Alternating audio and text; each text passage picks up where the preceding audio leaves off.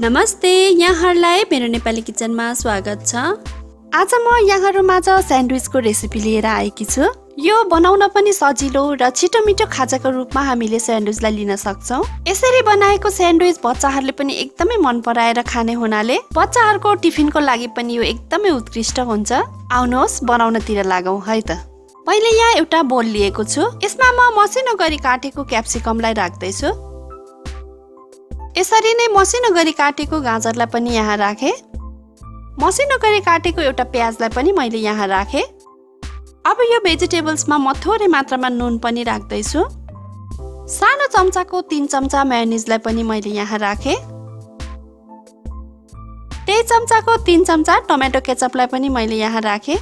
यदि हजुरहरूसँग मेयोनिज छैन भने चाहिँ केचप मात्रै राख्न पनि सक्नुहुनेछ। अब यसलाई म राम्रोसँग मिक्स गर्छु।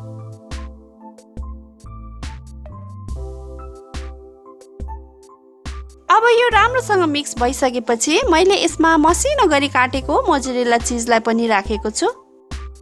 चीजलाई चाहिँ हामीले कोरेसोमा कोरेर पनि राख्न सक्छौं। चीज राखेपछि यसलाई एकपटक फेरि चलाउनु पर्छ।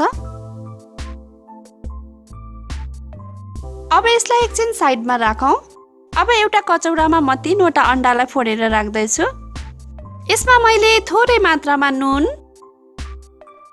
बेसार र थोरै मात्रामा कश्मिरी मिर्चको धुलो पनि राख्दै छु। यो चाहिँ कलरको लागि मात्रै हो, पिरो चाहिँ त्यति हुँदैन। अब यसलाई राम्रोसँग फिट्नु पर्छ।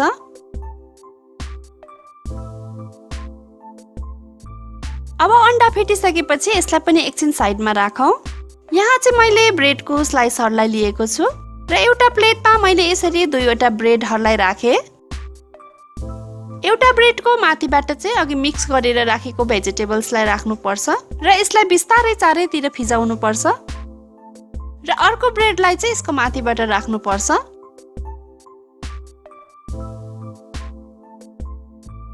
यसरी नै सबै ब्रेडमा भेजिटेबल्स र चीजलाई राखेर तयार गर्दै जाने।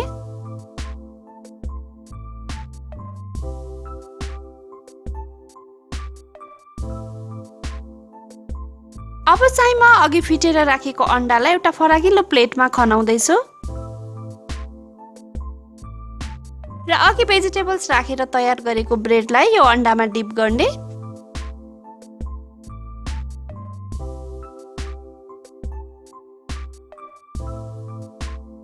र ब्रेडको सबैतिर अण्डा लागोस् भनेर म यसरी चम्चाले पनि राख्दै छु।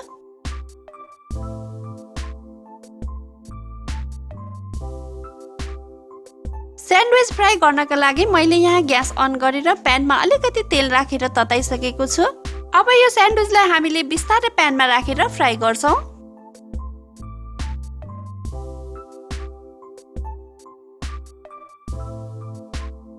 अब एकपट्टि फ्राई भइसकेपछि यसलाई हामीले बिस्तारै अर्कोपट्टि पल्टाउनु पर्छ।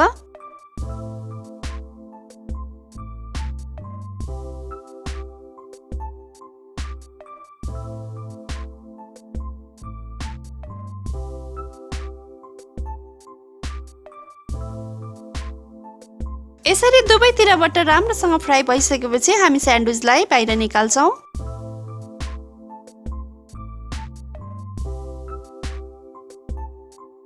र यो स्यान्डविचलाई म यसरी बिचमा काट्दै छु। अब यो स्यान्डविच खानका लागि रेडी भइसकेको छ। यसरी स्यान्डविच भित्र राखेको भेजिटेबल्सले गर्दा यो मिठो हुनुको साथै हेल्दी पनि छ र हजुरहरूले पनि यसरी नै घरमा अवश्य पनि स्यान्डविच बनाएर खानु होला। यहाँहरूलाई भिडियो कस्तो लाग्यो? मन पर्यो भने लाइक, कमेन्ट र शेयर अवश्य पनि गरिदिनु होला। यदि सब्स्क्राइब गर्नु भएको छैन भने सब्स्क्राइब गरेपछि छेउमा रहेको बेल आइकनलाई अवश्य पनि क्लिक गरिदिनु होला। यसले गर्दा मेरो नयाँ भिडियोहरूको नोटिफिकेसन यहाँहरूमाझ सजिलै आउने गर्छ। हवस् त, यहाँहरूको दिन सुखमय बितोस्। धन्यवाद।